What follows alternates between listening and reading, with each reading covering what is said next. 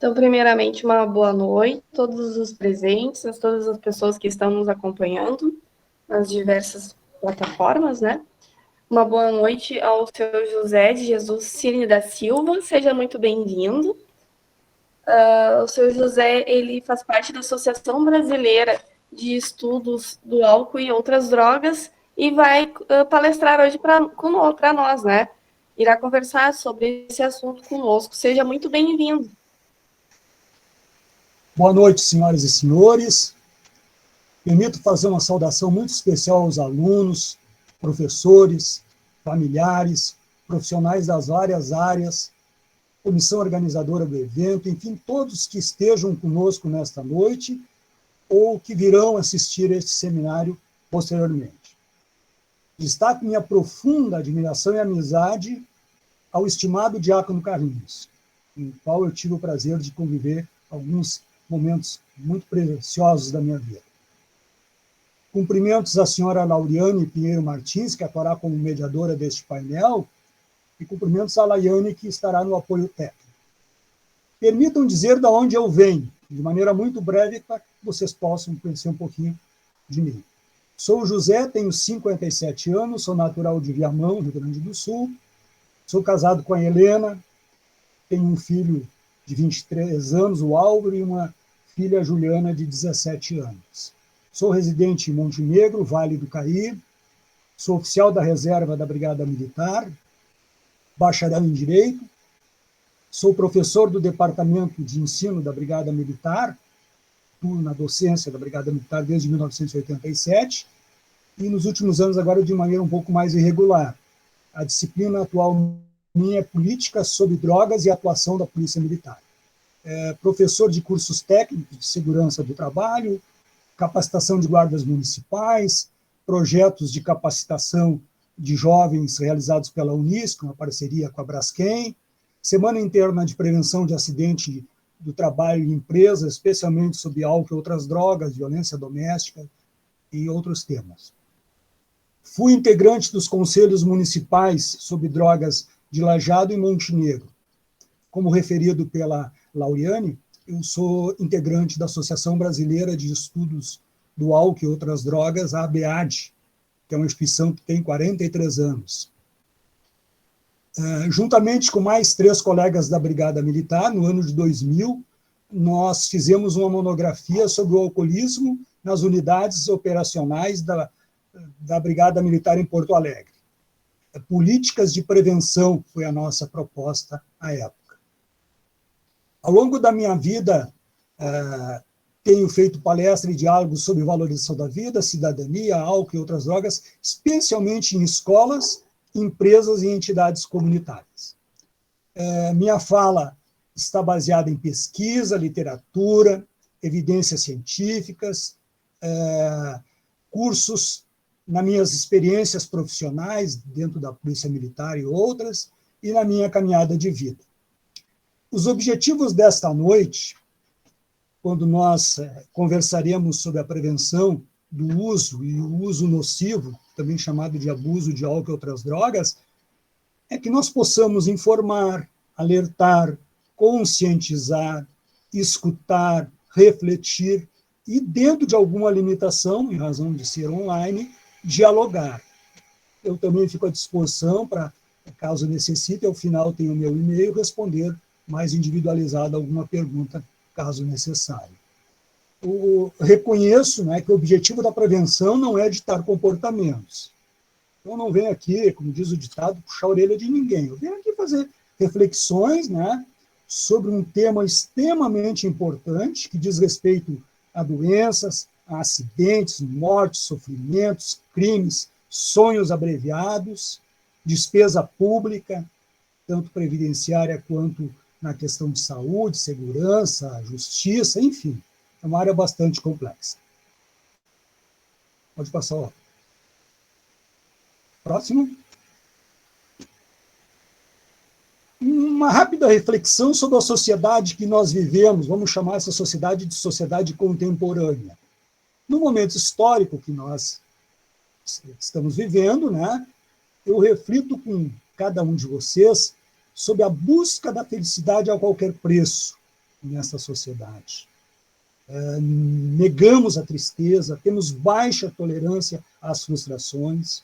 É uma sociedade bastante consumista, imediatista e muito centrada no ter, enquanto que nós sabemos a importância do ser. Tudo muito descartável, provisório, as relações bastante banalizadas, a própria vida.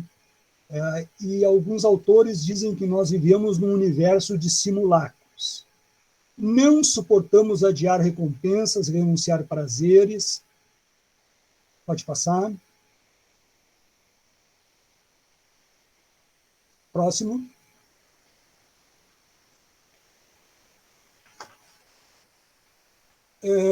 Quando nós falamos em drogas, nós temos que ter a ideia de que estamos falando de um fenômeno bastante complexo, que acompanha a humanidade há muitos anos, e com o fenômeno da industrialização, do comércio, das relações internacionais entre os povos, hoje nós temos uma multiplicidade de drogas e uma capacidade de oferta bem maior. Quando também falarmos em álcool e outras drogas, e o álcool é uma droga, algumas pessoas são meio desavisadas achando que o álcool não é uma droga, nós temos que enxergar sobre o viés da prevenção, que é o foco principal de hoje à noite, a questão do tratamento, da recuperação, a importância da repressão.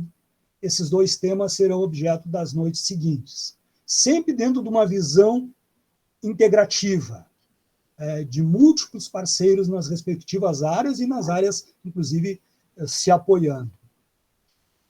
Todos nós, nas nossas relações pessoais, ou até mesmo nós, temos conhecidos, pessoas que possuem problemas com as drogas. E quando eu me refiro a problemas, eu não estou me referindo só à dependência química.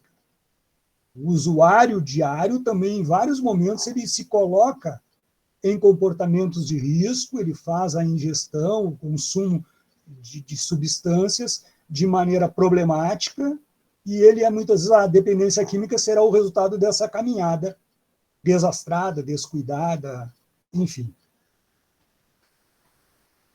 A Organização Mundial da Saúde nos traz um conceito, e aqui não é uma noite para conceitos, mas é importante nós lembrarmos, né, que a droga ela é toda substância que, introduzida no organismo, ela causa impactos nesse organismo, né, nas suas diferentes funções. A política de drogas ela está centrada na redução da oferta, ou seja, essa droga lícita e ilícita que chega até nós, especialmente a ilícita na redução da oferta, e num controle, numa regulamentação da droga lícita. E também nós temos que ter políticas de redução da demanda, que é, aliás, da redução da oferta, que é o que chega, e da demanda, que é a procura. Também políticas na questão da demanda, que é a prevenção, né, dos indivíduos que vêm procurar esta droga. É importante destacar que a droga nos traz sofrimento, nos traz tristezas, nos traz destruições, perdas financeiras, abrevia sonhos. Então, estamos diante de um fenômeno que é bastante complicado. A questão na repressão dos órgãos policiais, a estrutura dentro da Secretaria Nacional de Drogas, e na área de prevenção e cuidados, na Secretaria Nacional de Prevenção e Cuidados, a Senapred. A Senad está junto ao Ministério da Justiça, ordenando essas ações de repressão, e a Senapred está dentro do Ministério da Cidadania. Uma mudança feita no ano de 2019, com a criação, então, dessa segunda secretaria, que foi, ao meu sentir, um importante passo. A proteção, quando nós falamos em prevenção, nós temos, assim, didaticamente, eu tenho aqui professores também me ouvindo, alunos, né, todos nós, três níveis de prevenção, ou três formas de fazermos prevenção. Uma prevenção universal, que é mais ou menos o eixo mais da nossa fala de hoje, né, que independe se as pessoas estão consumindo drogas ou não, servem e também para reavaliar possíveis consumidores, né? Então, a gente faz uma série de informações, de alertas sobre as substâncias, as pessoas vão estar mais empoderadas para esse cotidiano.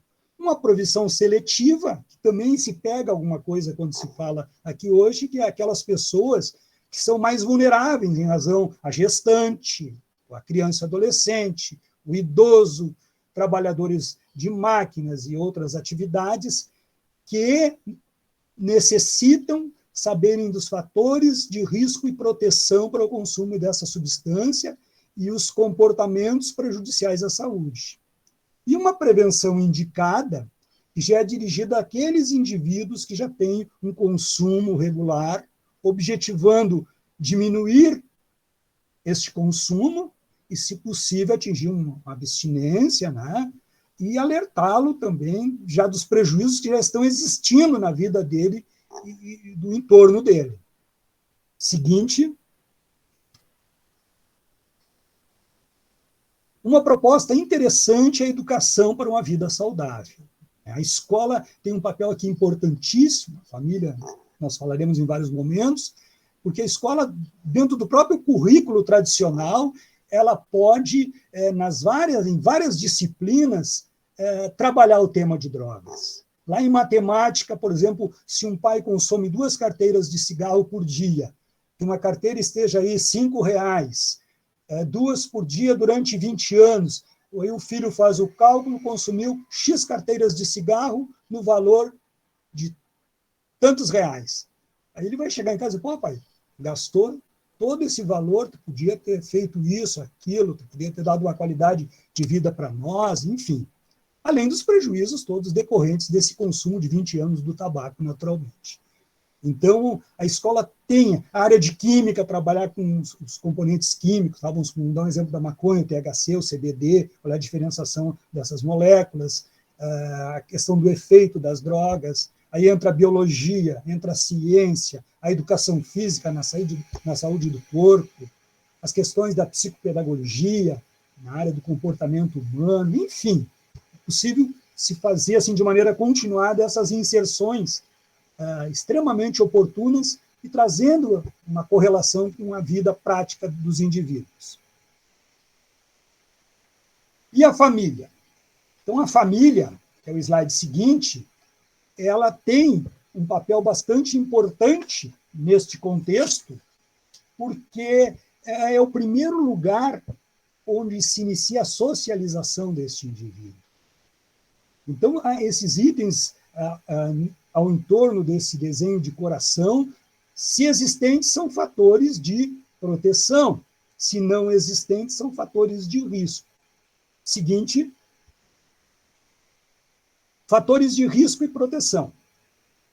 Esses fatores de risco e proteção existem na vida de todos nós. Não é um fator isolado que vai me determinar se eu vou ser um usuário problemático de substâncias ou vou ser um dependente. Um conjunto de fatores que poderão ser sinais que nós tenhamos que estar alerta. Os fatores de risco nós temos que diminuir, os fatores de proteção nós temos que aumentar.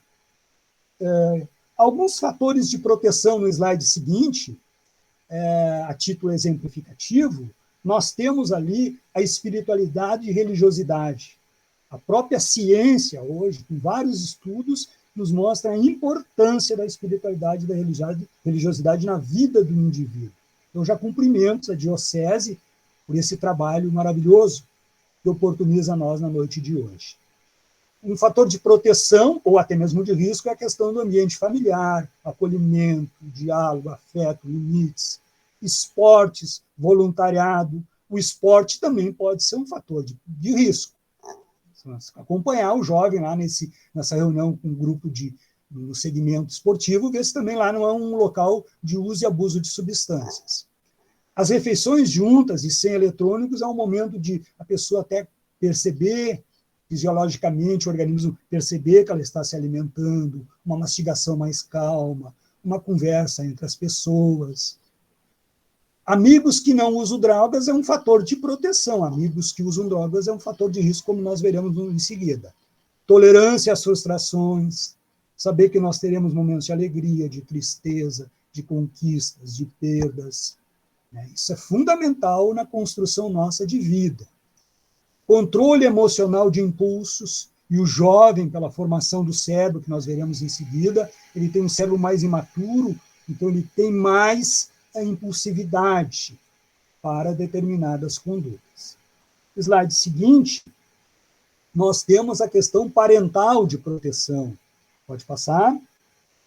Os limites, eles têm que ser explicados de forma clara para as crianças e jovens. Estabeleçam horários para dormir, para acordar, para comer, para fazer tarefas escolares, executar tarefas familiares pré-estabelecidas, entre outras várias coisas que nós temos que ir construindo nesse jovem para que ele consiga ter uma autonomia com condições de enfrentar as adversidades lá fora. E tenham momentos de qualidade de convívio.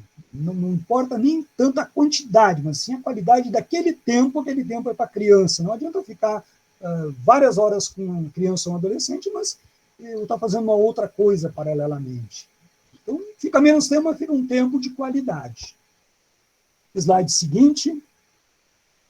Nós temos ainda dentro dos comportamentos parentais a importância de acompanhar, e aqui nós temos bastante negligência nessa área, acompanhar, monitorar, supervisionar os jovens. Isso é um caráter protetivo fundamental.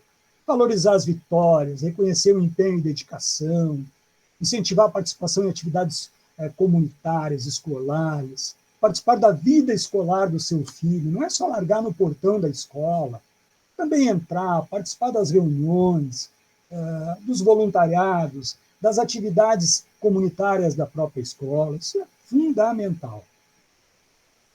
Seguinte, aí nós entramos nos fatores de risco. Aqui tem uma série de fatores, porque realmente são muitos, né? Alguns são o inverso dos fatores de proteção, obviamente. Mas uma coisa que se observa naquelas pessoas que usam mais problematicamente ou se tornam dependentes de drogas é que, em geral, elas têm muitas vezes comorbidades psiquiátricas pré-existentes ou silenciosas que, com esse uso e abuso de substância, vão se desencadear na vida desses indivíduos. Então, a importância já nos primeiros sinais, né, buscar um apoio técnico da medicina, da psicologia, de vários espaços, né, de atendimento desses indivíduos. Uma coisa que tem se falado pouco ainda, e a própria ABAD agora publicou uma nota, é o problema do consumo de substância, desde que eu não estou falando de uma determinada substância, qualquer substância, durante a gestação e durante a amamentação. Todos os prejuízos para o feto e para o bebê e para a vida desse indivíduo. Pode voltar um pouquinho, por gentileza?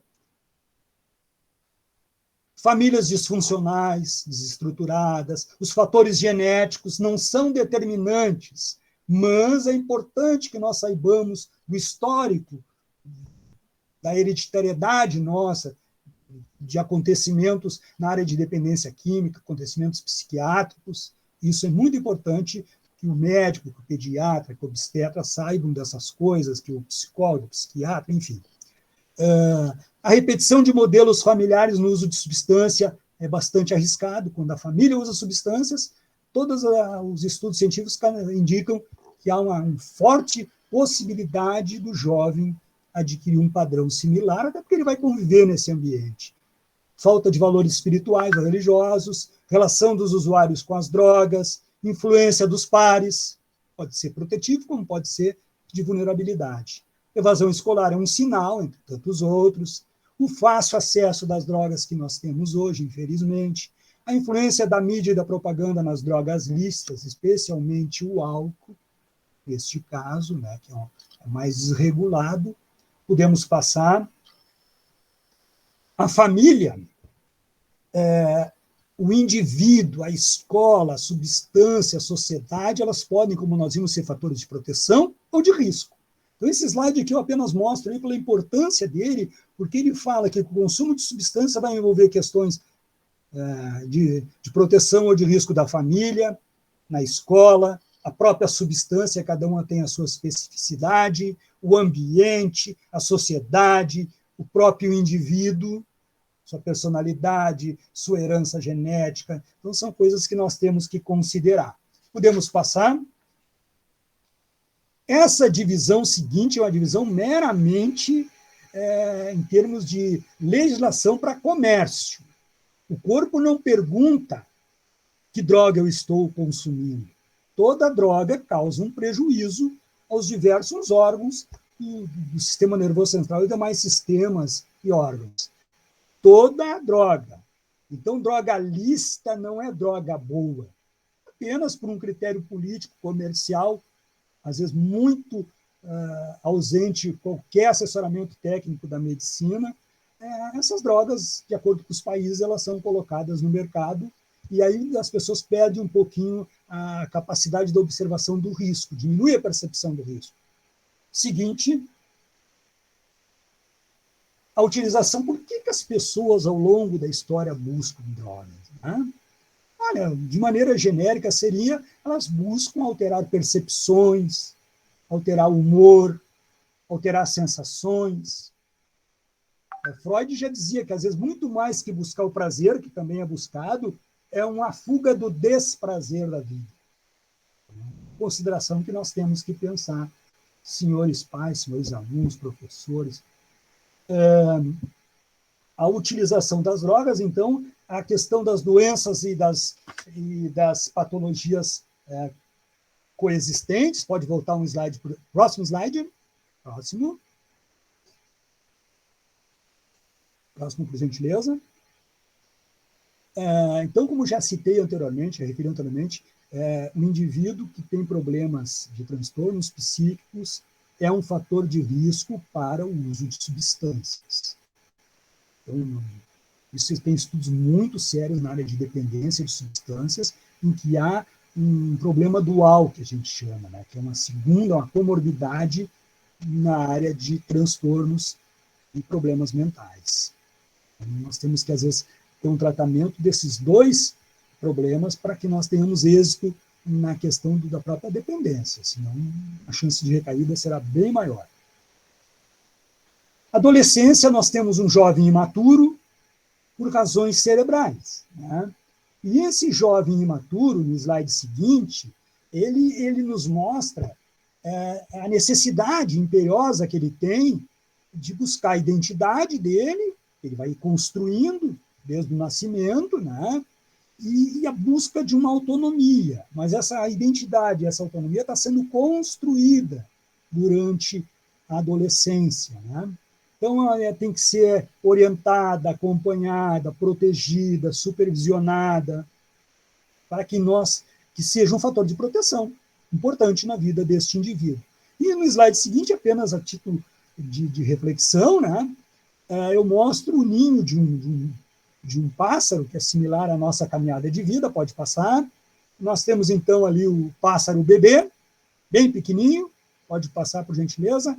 Temos o pássaro adolescente, ali de boca aberta, querendo muita comida, muitas necessidades, né, muita atenção, abre uma gritaria, pode voltar um pouquinho.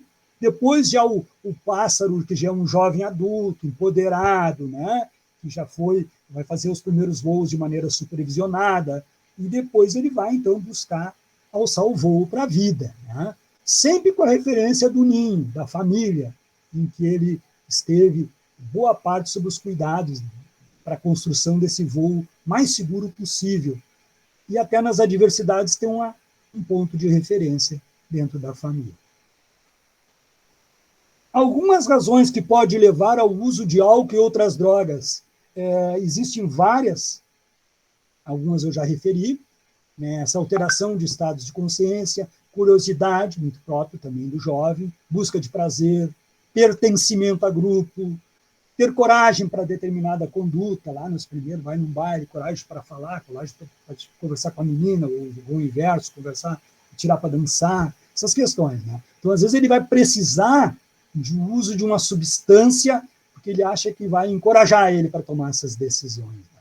E aí, muitas vezes que ele tiver dificuldades na vida, ele vai usar a bengala da substância, e em seguida ele vai ver que essa bengala é uma bengala, uma série de prejuízos para a sua vida e a vida das demais pessoas. O slide seguinte nós temos ali o impacto das drogas, né, nas áreas várias do indivíduo, nas várias áreas dele. Próximo, pode passar o slide. Esse indivíduo, então, terá impactos não só a infância e adolescente, em toda a vida. Tá? É que eu gosto muito desse slide, porque o uso das drogas, o uso nocivo, o uso abusivo, não só a dependência, que já é um estágio mais crítico, né? Mas esse uso abusivo, que às vezes é o uso diário, né? Que é o uso da saída do fim de semana, ele nos coloca numa série de riscos e começa já a causar grandes impactos biológicos, sociais, psicológicos. Mas ele nos traz, então, riscos já bastante acentuados no cotidiano dos indivíduos. Pode passar. Como as drogas funcionam? Todas as drogas, elas agem, né, no sistema nervoso central, elas impactam o sistema nervoso central, mudando percepção desse indivíduo em várias áreas do comportamento, questões da própria aprendizagem, percepção de risco, instabilidade do humor, questões emocionais. Então, a droga ela atua diretamente nesse sistema e também nos outros sistemas e órgãos do corpo. Observem que eu estou aqui falando de drogas, num primeiro momento, de drogas gerais. Aquilo que é comum a todas as drogas, claro que guardando as suas especificidades em alguns detalhes. Depois a minha fala vai centrar mais em duas drogas, que é o álcool e a maconha.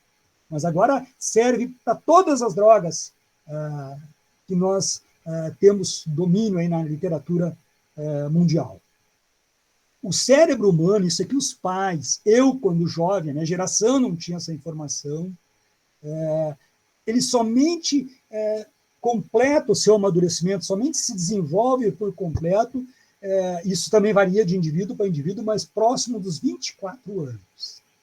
Logo, até esse amadurecimento desse jovem adulto, passa o período de criança, adolescência, quando ele inicia a vida adulta, às vezes ele ainda não tem um cérebro totalmente amadurecido, estruturado.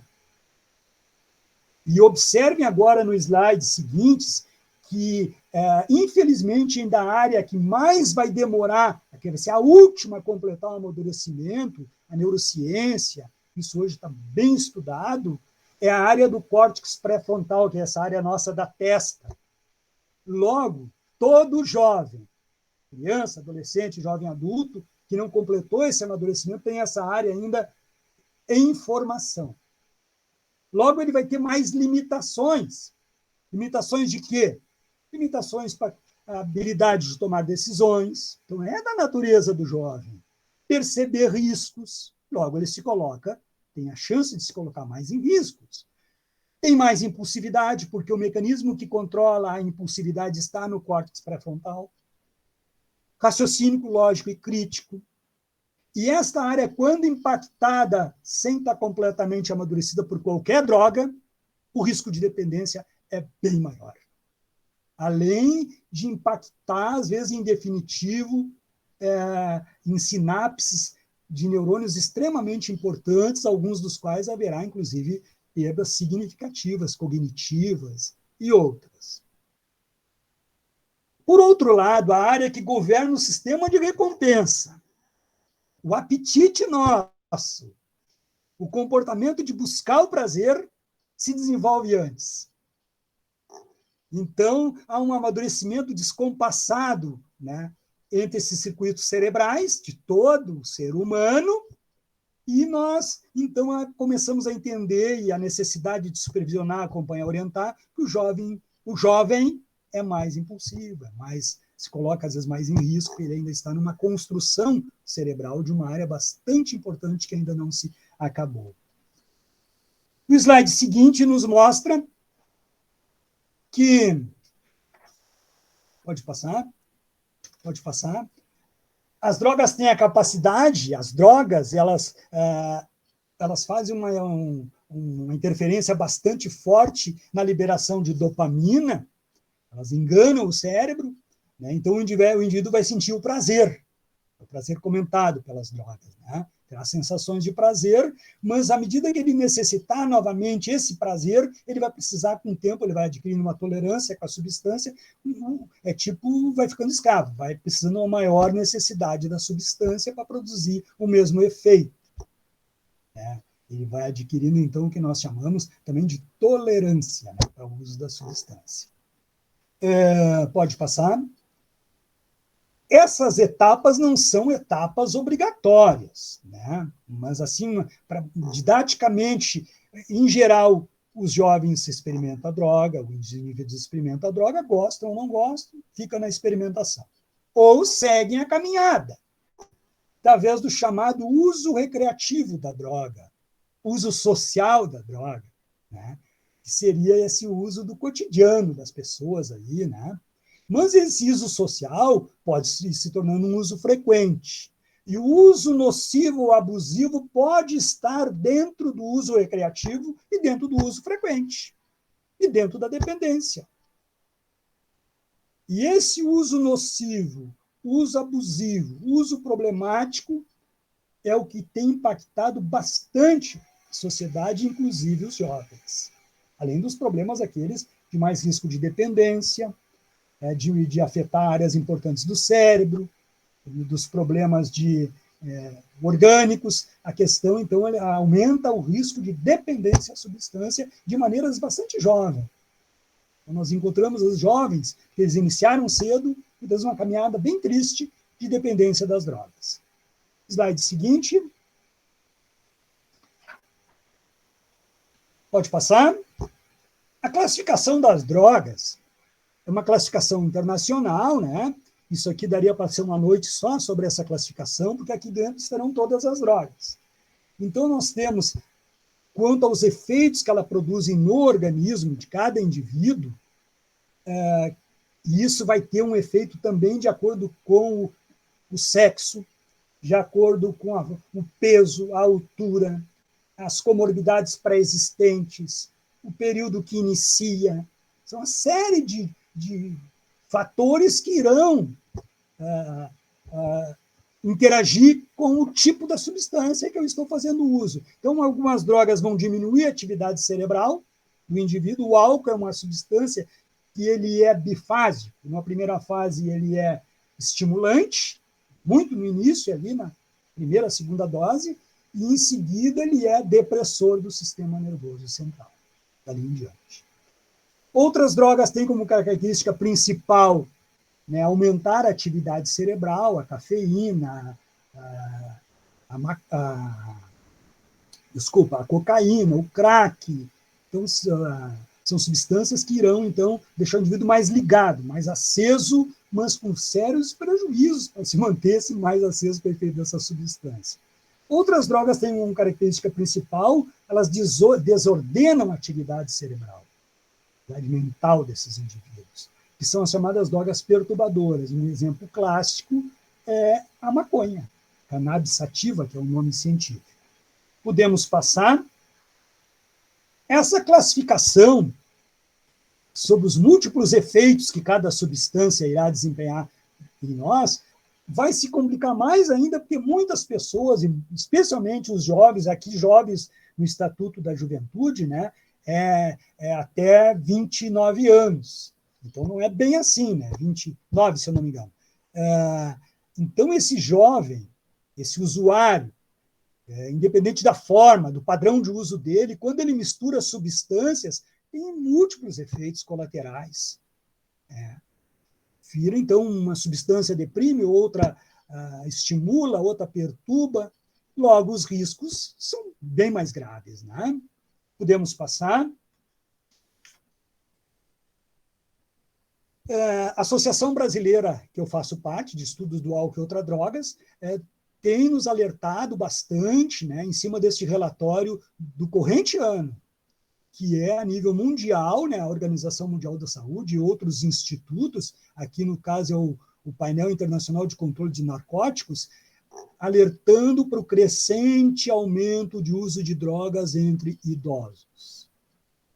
Pela maior longevidade nossa, né, o idoso, às vezes, tem uma condição de renda, de turismo, solidão, depressão, Não é uma epidemia oculta, que se chama, mas é um fato que nós vamos ter que começar a também nos preocuparmos.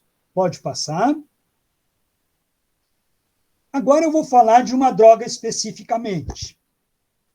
É importante que nós tenhamos sempre presente aquelas características várias, aquelas classificações, aquelas reflexões que nós fizemos que são válidas para todas as drogas, mas agora nós pegaremos uma droga. Por que essa droga? Porque é a droga mais conhecida, a mais popular, a mais consumida. E, estranhamente, na maioria dos países, ela é uma droga legalizada e, no Brasil, para maiores de 18 anos. Logo, para criança e adolescente, ela é uma droga ilegal. Inclusive, é crime o fornecimento de bebidas alcoólicas para menores de 18 anos. Então, a Organização Mundial de Saúde nos alerta, e várias pesquisas internacionais, americanas, europeias e a própria Brasil tem pesquisas na área do álcool muito boas, não há volume seguro para o consumo de álcool. Todo consumo gera um impacto, gera um prejuízo.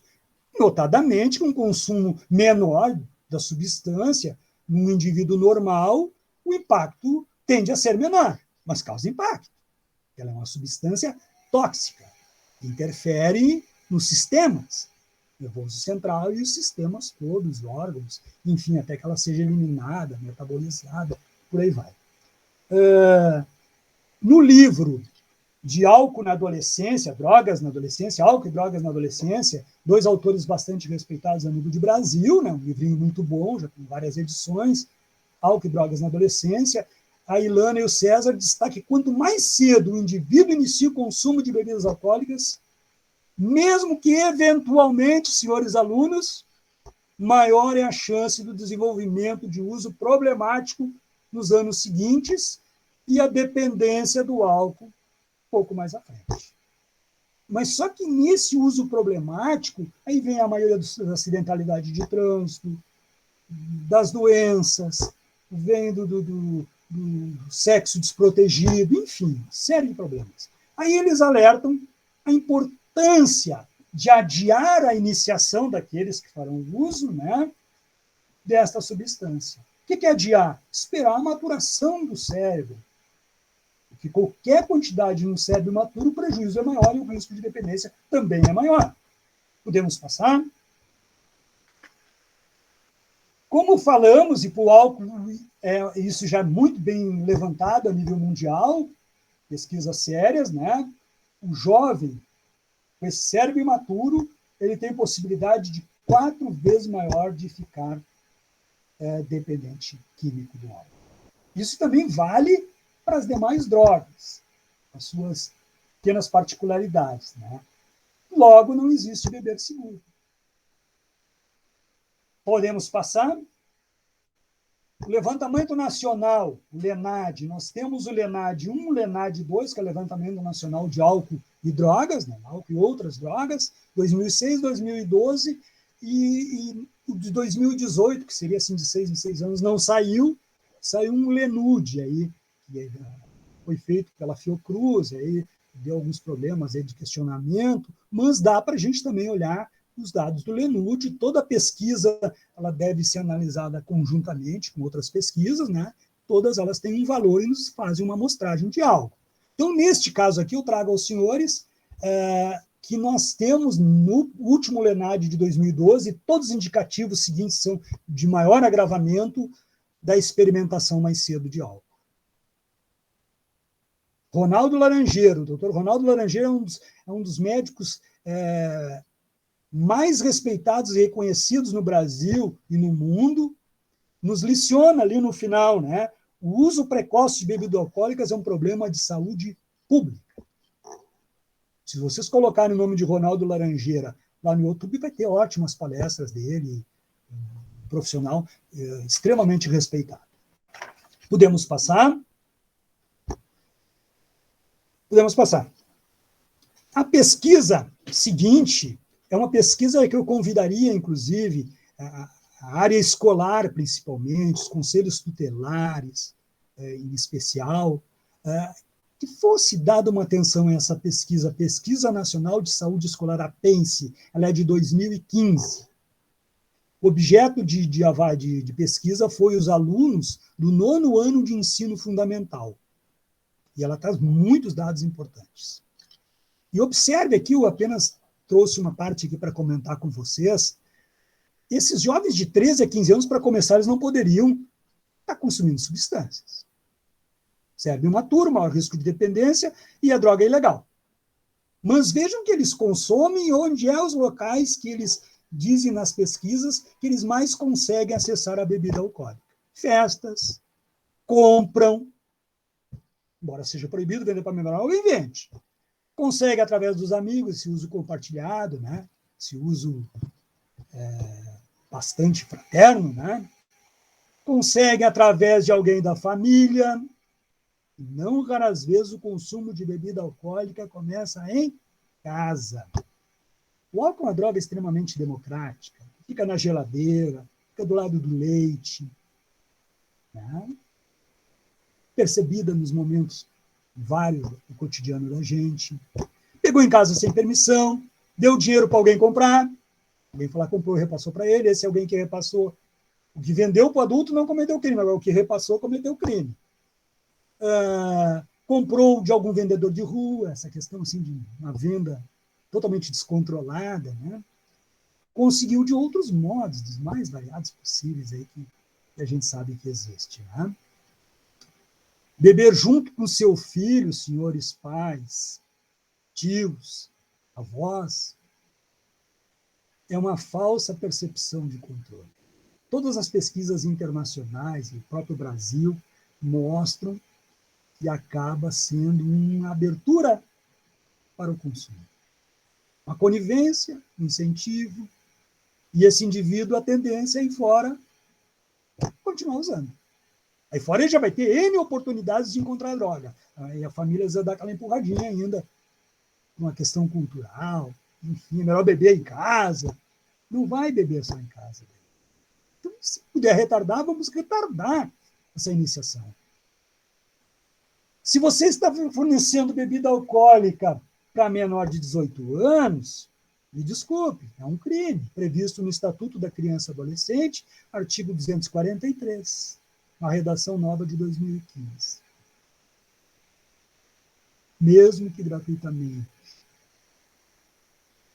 Às vezes nós nos queixamos do traficante lá na rua, que existe e acaba trazendo drogas também pesadas para os nossos filhos, mas e aí nós estamos também contrariando um dispositivo legal, e esse dispositivo tem todo um caráter médico e científico, e estamos alcançando com nossos filhos uma substância que vai impactar gravemente a vida deles por um cérebro imaturo e por um risco maior de dependência e de comportamentos de risco. Pois é. Seguinte, por gentileza.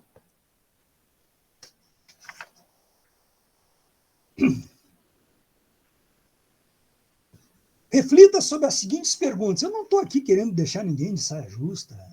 Não, eu sou pai, sou irmão, sou tio, sou esposo. Tá?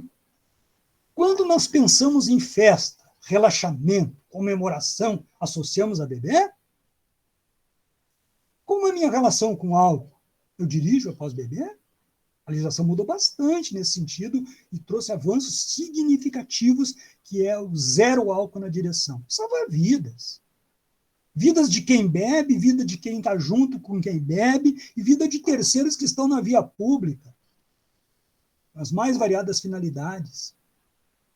Já dei bebidas alcoólicas para crianças e adolescentes?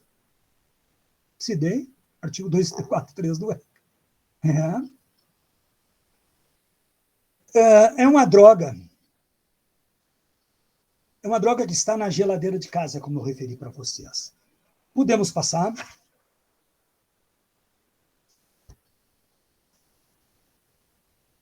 Merece destaque aqui sobre o álcool algumas considerações que eu gostaria de refletir com vocês. O fácil acesso do jovem ao álcool. Isso é inegável hoje. Os inúmeros pontos de comércio de álcool. A indústria cervejeira é uma das indústrias mais poderosas e organizadas em termos de suprimento da mercadoria lá no fundo de campo, que nem dizia o agricultor. Né? Estima-se que no Brasil nós tenhamos 1.200.000 pontos de venda de álcool. Tá, Brasil, vamos pensar na nossa cidade. Eu, uma ocasião, comecei a pensar nos bairros, no bairro que eu resido aqui, sobre quantos pontos de álcool num bairro não tão próximo do centro, de moradias, quantos pontos de álcool tem? Então, também é uma coisa que nós temos que regular melhor, ter alguma política, e tem projetos interessantes, só que não andam por uma série de interesses. Falta de limitação do horário de comercialização. É um fator inibidor de consumo, porque a partir do determinado horário, além de continuar bebendo a mais, ainda vai dar os problemas de violência, de depredação, de morte, de acidentalidade. A importância também da fiscalização de trânsito, de projetos interessantes que nós temos, Fundação Tiago Gonzaga e outras, Lei Seca, Balada Segura, enfim, isso é fundamental. O baixo custo das bebidas, então políticas internacionais recomendam o aumento de taxação para diminuir o consumo, e diminui o consumo. O consumo solidário e compartilhado, tá? E a publicidade, porque a publicidade na área de bebidas alcoólicas ela é bastante liberal para as cervejas, vinhos, tá? Devido aos graus. Certamente, elas ficaram fora da regulação no que tange a limitações mais severas de propaganda. Há um projeto tramitando no Senado que está difícil de andar, mas ele está andando, com muitas resistências. O que é beber pesado? É aí que já começam também os problemas. Pode beber pesado no bebedor social, eventualmente. Vai no baile de chopp, é um local já propício a beber um monte. E ele, no dia a dia dele, não bebia um monte. E nesse dia ele vai se colocar em maior risco. Vai ter mais impactos no organismo. Mesmo que foi algo episódico. Então, esse beber pesado é um beber do cotidiano de muitos jovens, de muitas pessoas. Percentual bem elevado da população. A gente fala muito na dependência aqui. E aí estão aí alguns riscos, né? Gravidez, violência, etc. A literatura nos recomenda esse beber em binge é uma forma de beber pesado. É o beber que nós consumimos 4 ou 5 doses num período de espaço de tempo. Então, a literatura recomenda, né, conceituar como bebedor pesado os homens que bebem mais de 5 ou mais doses, né, e as mulheres, por questões orgânicas, nós também falaremos uma coisa seguida, que bebem 4 ou mais doses. E o que ali é um exemplo do que é uma dose, para a gente ter uma noção. Pô, eu saí hoje numa pizzaria, rodízio, né, um festão, tomei 5 chopp. Beber pesado. Ah, mas foi eventualmente. Nesse dia fez um beber pesado. E eu pergunto, quem vai a open bar, que paga uma taxa fixa, vai tomar 4 chopp? Quem vai num baile de chopp, pode passar o slide seguinte. Quem vai em festas grandes, né, vai acabar cometendo excessos. Esse chopp em dobro é outra forma de nos atrair para o consumo. Tá? Então, nós somos incentivados a consumir mais. Somos até enganados, de alguma forma, sobre os riscos potenciais desse, entre aspas, desta cultura que nós temos pelas bebidas alcoólicas. Pode passar.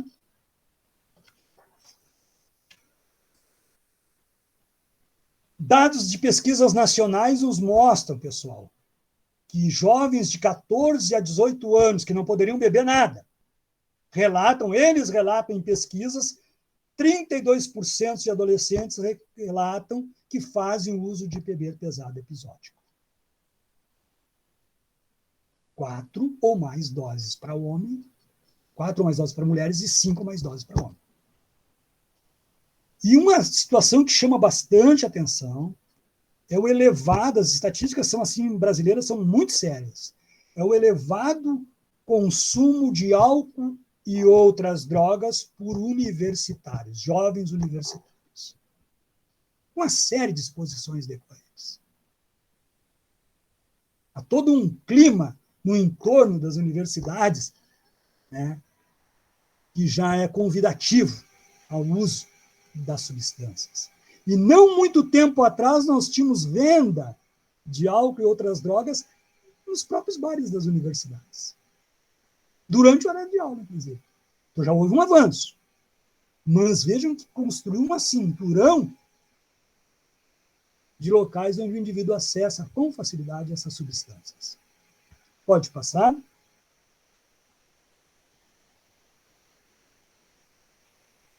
consumo de álcool pelas mulheres tem aumentado muito no Brasil. Uma série de fatores. Fatores econômicos, independência da mulher, questões, um novo momento histórico da própria mulher, no empoderamento da mulher.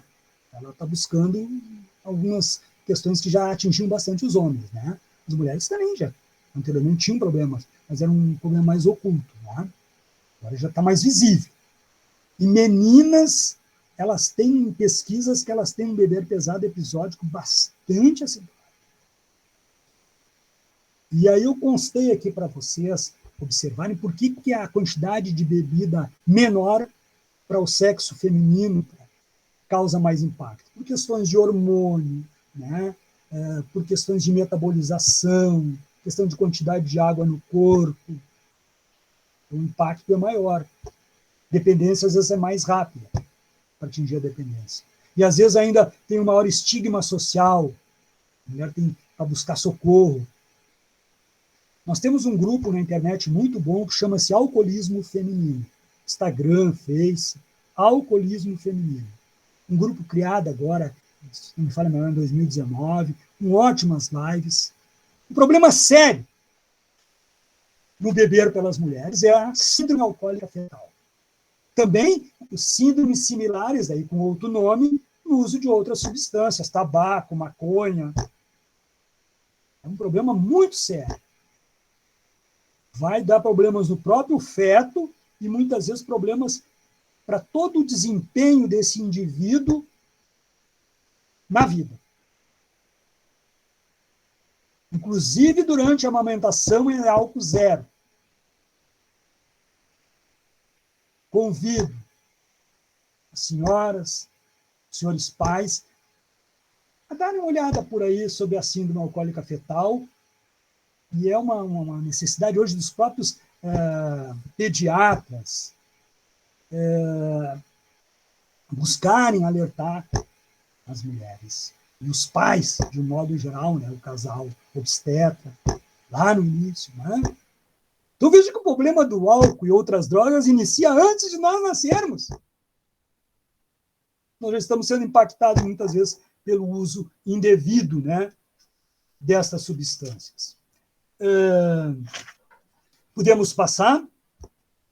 A publicidade, em termos de bebidas alcoólicas, que é o foco da nossa fala agora, é uma droga lícita, né, para fins de comercialização. A cerveja foi a que mais ficou fora, então, em razão dos 13 graus para cima, né, os destilados em geral, né, e outros, e a cerveja conseguiu, por uma baita de uma jogada estratégica, né, ficar fora de uma regulação mais restritiva. Então, nós temos uma festa de propaganda associando com lazer, com sexualidade, com sucesso, com felicidade. Não mostram entrada de emergência, não mostram o trabalho das polícias, do SAMU, não mostram, não estou dramatizando, não mostram os dados de morte, de perda de membro ou função. Isso não é mostrado. E o propósito é sempre cativar o público jovem, que será um consumidor a partir de então. E a mensagem que nos engana é sempre experimente, experimente, experimente. Para não dizer que não fazem nada, eles colocam beba com moderação. Toda droga causa impacto. Claro que com moderação, menos. Mas o que seria moderação? Uma dose seria moderação. com os prejuízos daquela uma dose, ainda sabendo da individualidade fisiológica, psicológica desse indivíduo, enfim, o que ele vai fazer amanhã, agora, daqui a um pouco, vai ser dirigindo, né? Tem as questões do álcool zero. Mas quem é que daí vai? Alguns vivem socialmente com moderação, com a substância álcool. Alguns vivem, eventualmente, tomam uma cerveja, etc., e por aí vai. O efeito, eu não vou assim detalhar muito os efeitos sobre hidrocloro, que são bem conhecidos, né? Mas eu coloquei alguns em azul aqui porque eles impactam muito na questão da acidentalidade de trânsito.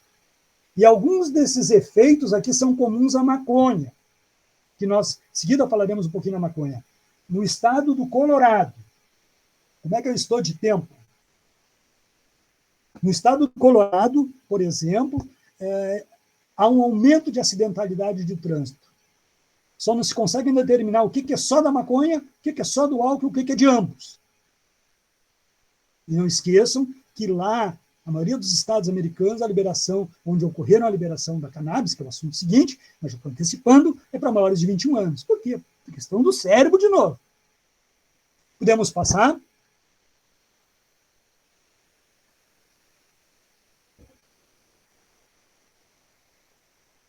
Podemos passar.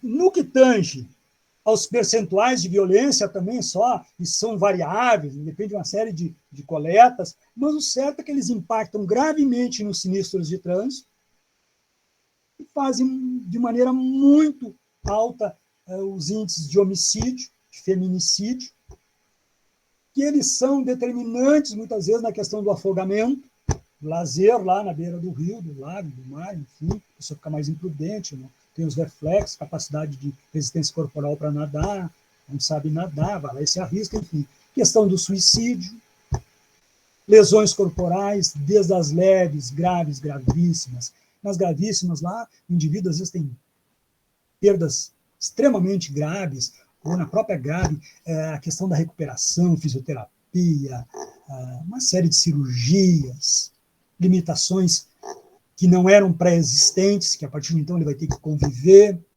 Não estou assustando. Base na ciência. E eu, como profissional de polícia, que estive 30 anos no cotidiano, também presenciei muita tragédia por aí envolvendo as bebidas alcoólicas, né? Violência familiar, e por aí vai. Podemos passar? Temos ainda também que dar uma refletida sobre nós nos perguntarmos, será que estou bebendo demais? As colegas da sexta-feira irão abordar a questão da dependência química, então vai haver ali onde é que se considera um de dependência química, agora está usando uma classificação de transtorno de uso de substância. Então, mas aqui eu chamo a atenção para esse beber pesado, esse beber problemático. Essas perguntas já podem nos dar alguns indicativos, eu me fazer ao longo da vida elas.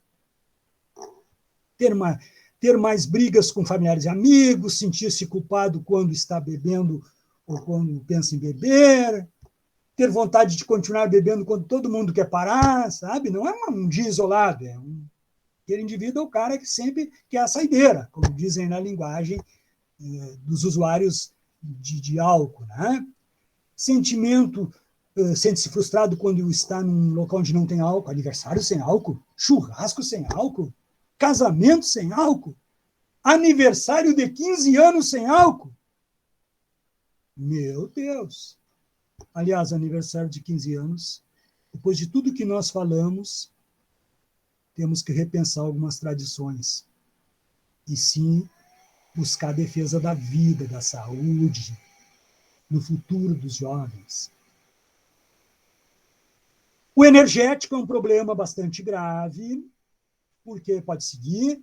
O energético ele é altamente concentrado em substâncias estimulantes que impactam esse organismo, pode passar, e muitas vezes até eles camuflam. O indivíduo acha que está menos embriagado pelo álcool. Ele acha que não fez tanto efeito, porque ele vai fazer uma espécie de camuflagem da aparência dos sintomas, dos efeitos da substância que ele ingeriu. E ainda vai, então, causar um impacto também orgânico, fisiológico, nos vários órgãos, e dependendo das doenças pré-existentes. Nós temos, por exemplo, idosos que misturam o energético com o Viagra, hipertensos que misturam com energético, múltiplas bebidas. O jovem mistura bastante esse tal de energéticos. Uma bomba. A dependência, a mistura de energéticos, já falei, podemos passar. O álcool é uma bomba, né? E ele pode nos levar a uma doença crônica, evitável, que não tem cura, tem um controle lá, depois de um tratamento, a pessoa fica em recuperação para toda a vida. Ela tem que se manter em abstinência. E existe risco de recaída. Sempre existe. Esse tema vai ser abordado em seguida. A maconha. Eu acho que tenho que passar um pouquinho mais rápido, né, Lauriane? Maconha também é uma droga ilícita, então peguei uma lista e uma ilícita. O grande problema da maconha chama-se a substância THC, tetrahidrocannabinol, que não tem nada a ver com efeitos terapêuticos. Essa é equivalente à nicotina lá do cigarro. É a substância psicoativa. Pode passar? O uso da maconha, né, mais regular, mais cotidiano, gradualmente ele vai comprometendo atividades intelectuais, aumenta a acidentalidade de trânsito e dobra o risco de desenvolvimento de doenças psíquicas ou de trazer à baila, trazer à tona doenças silenciosas, lá que o indivíduo tem, que são pré-existentes, entre as quais a esquizofrenia. Podemos passar. Quanto menor a percepção de risco, maior é o consumo, para qualquer droga. Mas para a maconha, todo um jogo é agora, confundindo a história de maconha medicinal, que não existe, com maconha recreacional, que é outra coisa. E mesmo que a maconha recreacional viesse a ser legalizada, para o jovem seria ilegal, como é o álcool. Só que quem mais está se colocando em risco agora com a maconha fumada, com a maconha recreacional, é o jovem, experimentando direto. Esse psicólogo alerta. E na clínica dele está atendendo bastante casos muito graves. Pode passar em razão do horário. A substância, que cientificamente já vem sendo estudada há muito tempo e que apresenta evidências que poderá ser importante para a medicina, e já há algumas comprovações mais efetivas, uma das 400 substâncias da maconha, uma é o CBD, o canabidiol. THC é a outra substância, né? E essa substância isolada, em caráter de pesquisa, ela tem mostrado bons resultados em algumas doenças, com alguns efeitos colaterais, né? Mas que poderão trazer benefícios. E há uma grande confusão entre a maconha fumada com essa substância CBD, que seria a substância com fins medicinais. Como nós temos lá da papoula, né? Tem a heroína, a morfina, a heroína foi para o lado da ilegalidade, a morfina é usada pela medicina, e ninguém chama papoula medicinal. Né? Nós usamos o veneno da cobra lá para o soro, ninguém diz cobra medicinal. Então, isso é uma grande jogada de marketing. Né? O grande problema, senhores pais, senhores jovens, as pessoas que estão nos ouvindo, é que a maconha, que foi fumada lá nos anos 50, 70, essa substância perigosa que gera a dependência, que gera todos os impactos no indivíduo, ela tinha aproximadamente 2%. Com a questão dos transgênicos e outras coisas, nós chegamos hoje a uma maconha com um THC, e os estudos variam bastante, mas um THC superior entre 16% a 35%. E se forem cigarros eletrônicos, maior ainda o percentual de THC.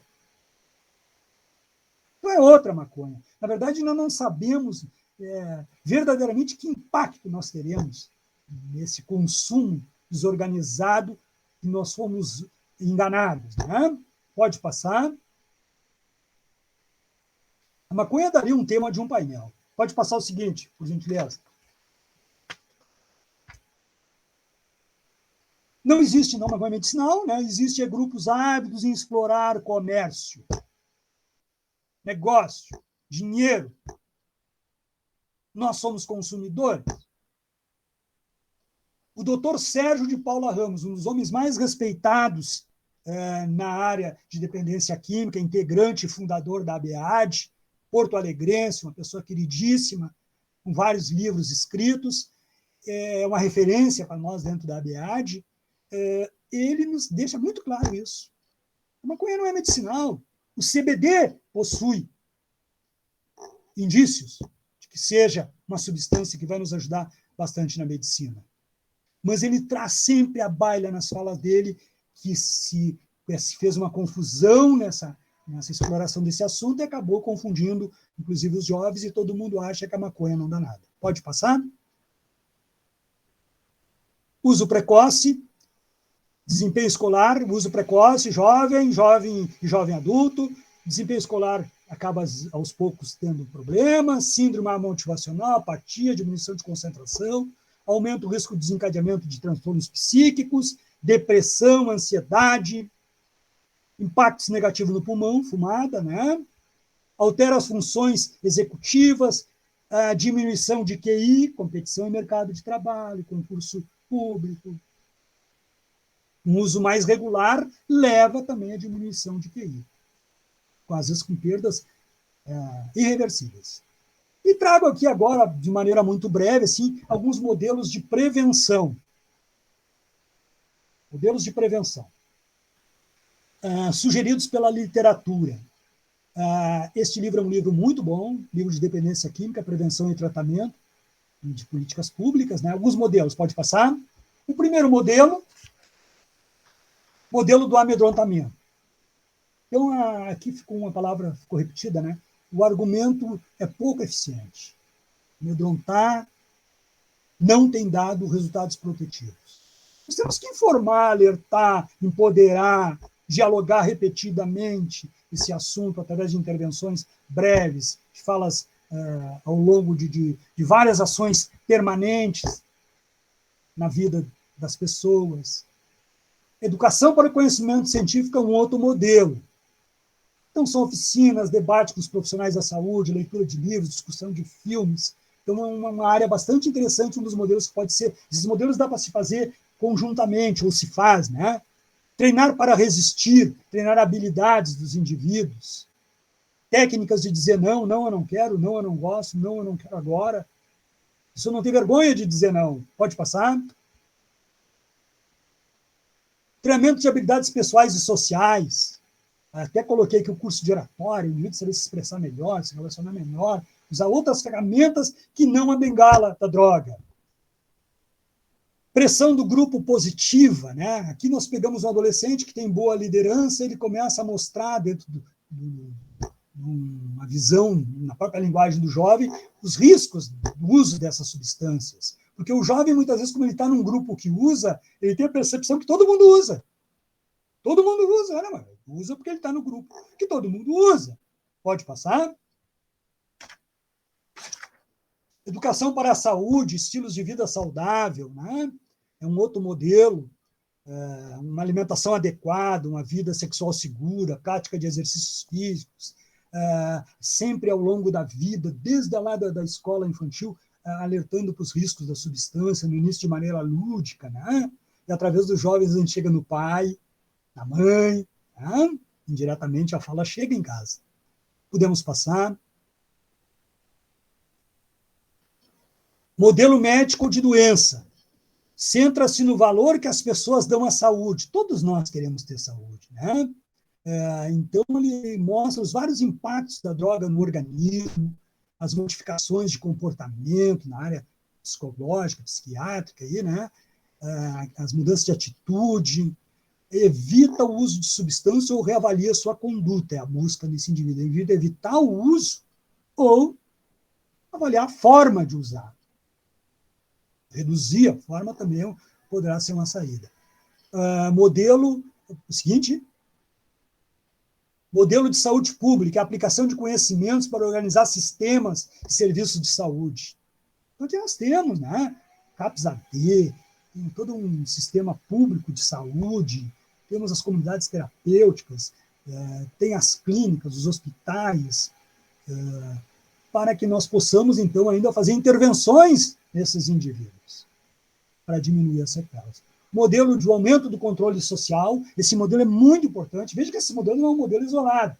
Esse modelo é um modelo das políticas públicas, por exemplo, que nós precisamos, especialmente em relação ao álcool, né? Mundialmente se recomenda uma taxação maior, proibição de venda para menores tem que ser algo assim que parta como princípio nosso, familiar, médico, policial, conselho tutelar, do vendedor, do comerciante, sob pena de cassação de alvará, proibição de beber e dirigir, nós já avançamos bastante no Brasil, restrição de propagandas, especialmente no Brasil, está solta a cerveja. Outras drogas, teríamos inúmeras drogas, né?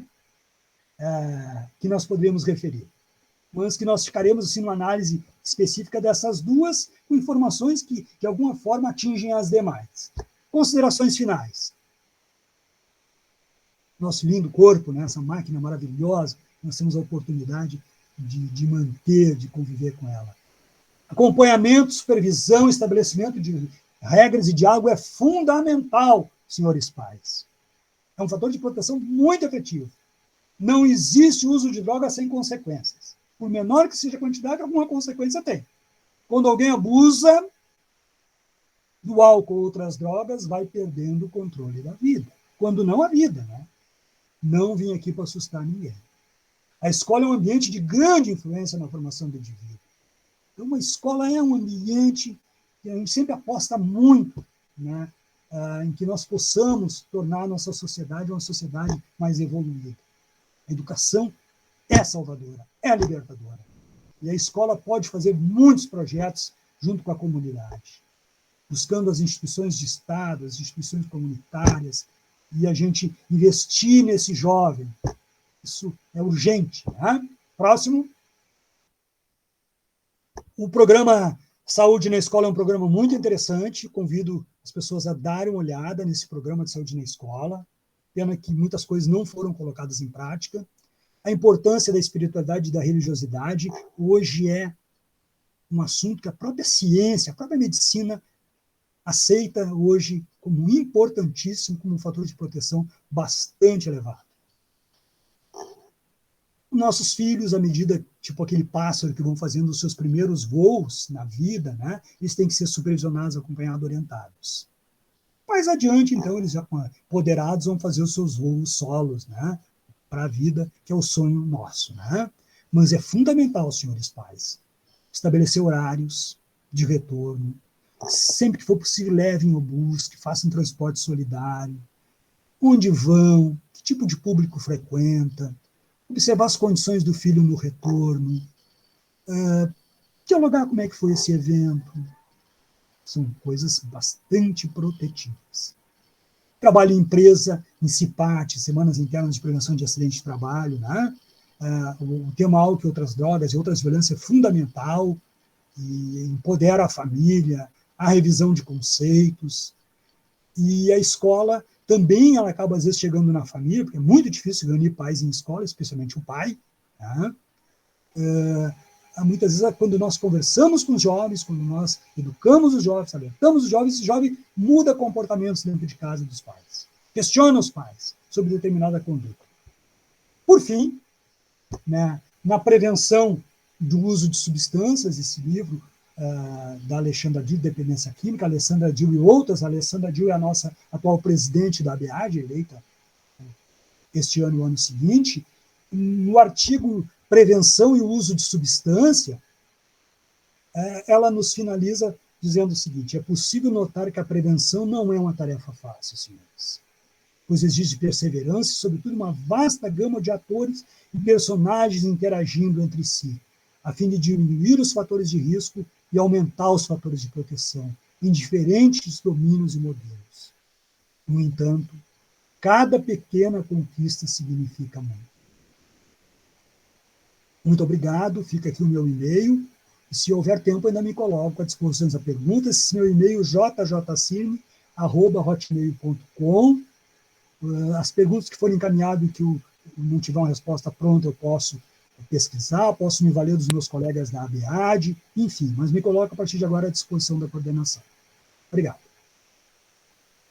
Muito obrigada pela sua fala, foi excepcional. Eu tenho recebido aqui pelo WhatsApp algumas perguntas, alguns questionamentos, e aí eu vou abrir aqui para o senhor.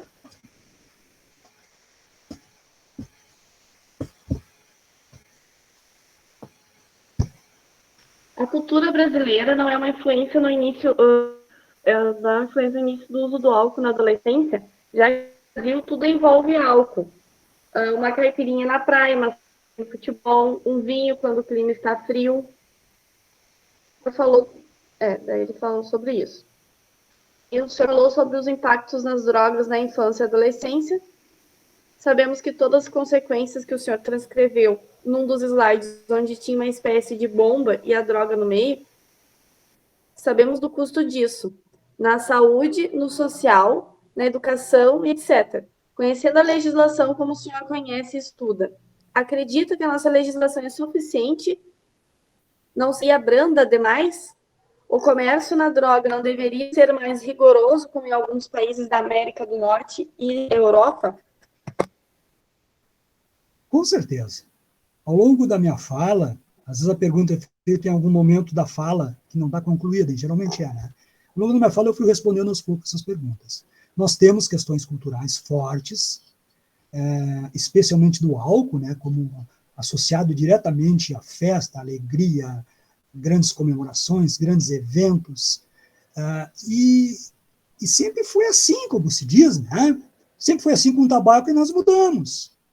O Brasil tem uma das políticas mais bem-sucedidas no tabaco, a redução na prevalência de tabagistas. Então, com álcool vai ter que ser por aí, fiscalização, o estatuto melhorou, né, a questão do estatuto. O estatuto já é um avanço bastante grande, né? A lei, o estatuto em si, o próprio Conselho Tutelar, que foi criado em 1990 com o advento do estatuto. A questão da legislação sobre drogas tem sido atualizada, a nossa última lei, a Lei 11.343 de 2006, mas já tem uma série de alterações importantes em 2019, especialmente. Nós temos, sem nenhum caráter político, a criação da Senapred, é uma medida que deveria ser uma medida de Estado, que é essa Secretaria Nacional de Prevenção e Cuidados, ficou no Ministério da Cidadania, antes era junto com a Secretaria Nacional de Drogas no Senad, lá no Ministério da Justiça, agora está em 2 ministérios, que tem que se conversar naturalmente, mas que aí a política de prevenção vai ser mais efetiva. Então, eu enxergo assim a questão de regulação das bebidas alcoólicas, especialmente das bebidas com menos de 13 graus, que aí fica cerveja e vinhos, especialmente, é urgente. Mas há muitos interesses políticos, econômicos, para que não se mude. Né? O tabaco nos preocupa para os próximos anos, a nível mundial, pela questão dos cigarros eletrônicos. Um tema também que a gente pode conversar futuramente, essa questão dos cigarros eletrônicos. A maconha, infelizmente, houve uma grande confusão proposital, comercial, que envolve muito dinheiro, que foi confundir substância medicinal com evidências para ajudar na medicina, como várias outras já ajudaram, com esse uso recreacional. Então, hoje a grande onda mundial é a onda verde da maconha, né? A derivação de produtos enorme, e que vai certamente ser a grande epidemia para a juventude nos próximos anos. A gente vê com muita preocupação dentro da ABAD, dentro das pesquisas mundiais, a questão da maconha. Nas questões psiquiátricas, nas questões de funções executivas desse cérebro imaturo. E temos que seguir a prevenção já desde os primeiros anos, com a linguagem indo se adequando ao crescimento desses indivíduos. É uma questão de saúde. Sim. Outra pergunta que fizeram aqui, ó. O consumo do álcool, em regra, é a porta de entrada para o uso de outras drogas? Isso é um chavão que a gente usa bastante, que o álcool é a entrada. Mas, na verdade, ele pode nem ser entrada, ele pode ser a entrada e a casa. Só ele já é muito prejudicial. Mas, em geral, aí, que a gente usa muito esse chavão da entrada, em geral, é ele e mais outras drogas que virão. O usuário de álcool, o usuário de maconha geralmente usa álcool. O usuário de cocaína usa álcool. O usuário de outras substâncias usa álcool. E outros usam álcool. O tabagista usa álcool. Então, nesse sentido, ele é porta, é caminho de entrada, mas ele já vai junto. Ou ele sozinho já é um grande problema social nosso. Um dos maiores problemas sociais nossos. Para vocês terem uma ideia, os senhores terem uma ideia, no Brasil estima-se que, vou botar por baixo, 10% da população adulta brasileira é dependente química do álcool. E em torno de 20% da população adulta brasileira faz um beber problemático. Soma-se com os dependentes, né, em termos de números, isso é bastante gente. E ainda, os dados dos adolescentes são dados muito subnotificados, né? É mais difícil de pesquisar, mas as evidências têm mostrado que os jovens, as crianças, adolescentes e os jovens universitários e as meninas estão usando muito álcool, maconha e outras drogas. As drogas sintéticas hoje é uma loucura, juntamente com álcool. Sim.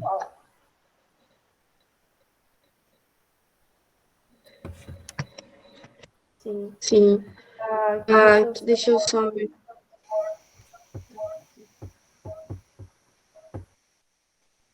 Permaneço à disposição. A professora, estou acompanhando e aprendendo muito. Muito obrigada. Professora Janete, da Escola Jacinto Inácio de Santana. Aqui tem outra professora que falou também, vamos ver. Parabéns, educadora há 20 anos, mãe de 3 filhos, 2 adultos e uma adolescente. Queria ter ouvido esse senhor há 15 anos. Talvez eu tivesse mantido o casamento. Teria sido uma mãe melhor, uma educadora. Que Deus abençoe o seu trabalho e que sua ecoe por todos os cantos de nosso estado. Professora Rosane de Venâncio Aires. Professora Rosane, na verdade, esse sentimento que a senhora tem, eu compartilho com a senhora. Mas a gente não deve se culpar. Até porque alguns estudos de neurociência, por exemplo, dessa questão da imaturidade do cérebro jovem, são coisas assim mais recentes a nível de Brasil, né? Isso tem vindo aos poucos. E a questão cultural é muito forte. A senhora recorde lá aquela questão dos fatores de risco, são múltiplos fatores que irão predispor, não são determinantes, mas conjuntamente irão predispor essa relação ruim que alguns indivíduos terão com as drogas na caminhada da vida. Mas sempre é tempo, né, de tentar fazer um bom tratamento, de tratar junto à família, de buscar apoio da psiquiatria, da psicologia. Eu acho que é um trabalho de várias mãos. Veja que linda essa oportunidade que a Diocese, o Diácono Carlinhos, está nos propiciando de debater esses assuntos. É ótimo a gente poder compartilhar com as pessoas isso que a gente estuda, isso que a gente acredita. Não são opiniões vazias minhas. Não venho aqui para assustar ninguém. Aqui tem mais uma pergunta. O senhor, como policial, acredita que um policial militar, civil ou guarda municipal, olhando para a nossa realidade, vai levar o menor para uma delegacia, órgão competente, ou então uma pessoa que vendeu ou forneceu a bebida? Alguém daria flagrante com a realidade superlotada das nossas delegacias, falta de pessoal e material, sendo mesmo escrivão ou inspetor tem ali uma dezena de outros crimes para registrar? Infelizmente, a sociedade se aproveita disso. Tentativas de tolerância zero não deram certo no Brasil. João Luiz, policial civil de Santa Maria. Olha, colega, a gente sabe que as instituições policiais avançaram bastante, né?